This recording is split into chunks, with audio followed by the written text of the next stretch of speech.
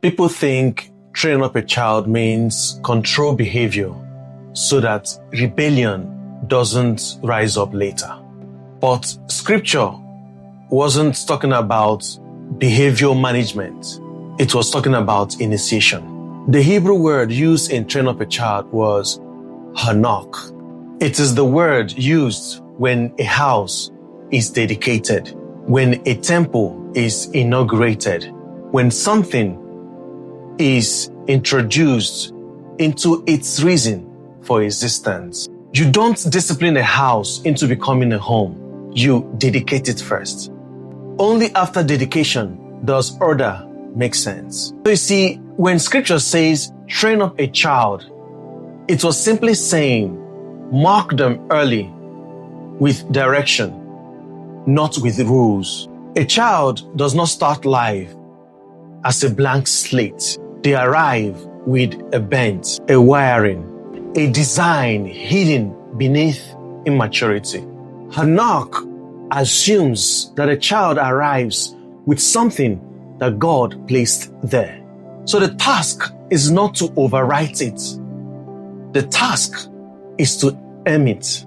That's why the text says, according to his way, not your anxiety, not your ego, not your unrealized dreams, his way. When that initiation is done properly, the path becomes internal. It no longer needs constant policing. It self-corrects over time.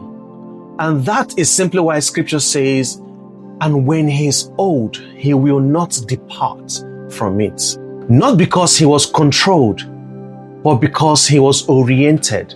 Now, the Greek word comes in with another word, paideia. This is where most people get it confused. Paideia is education, correction, discipline, and instruction. It is what shapes behavior over time. It assumes that a person can reason, reflect, resist, and return. But here's the order that was never meant to be reversed. Paideia was never meant to replace ḥānak. Discipline without dedication becomes oppression. Correction without calling becomes frustration.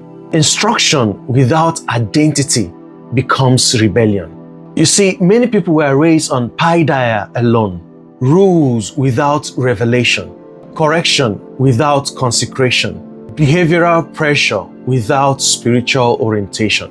So they learned to obey without realizing who they were obeying as. Others received emotional dedication without discipline. Affirmed but never formed. Celebrated but never corrected. Initiated without maintenance. So the path blurred. So you see, scripture holds both together but never confuses their roles. ḥānak answers, who is this life meant to become?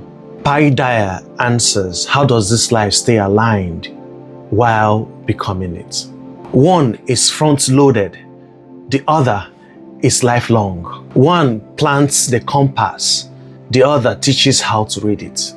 And that is why God initiates before he instructs, why he calls before he corrects, why he names before he disciplines. Adam was given identity before instruction. Jesus was declared son before ministry.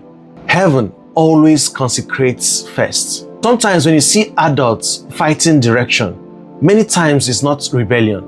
Most times it's a case of misinitiation. They were taught what to do before they were shown who they really were. Corrected for deviating from a path that was not properly set. You cannot discipline someone into destiny. You can only align them into it. So correction refines what dedication already established, but it cannot substitute for it.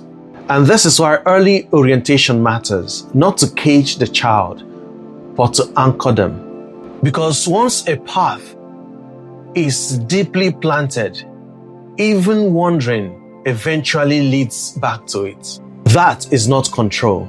That is covenant.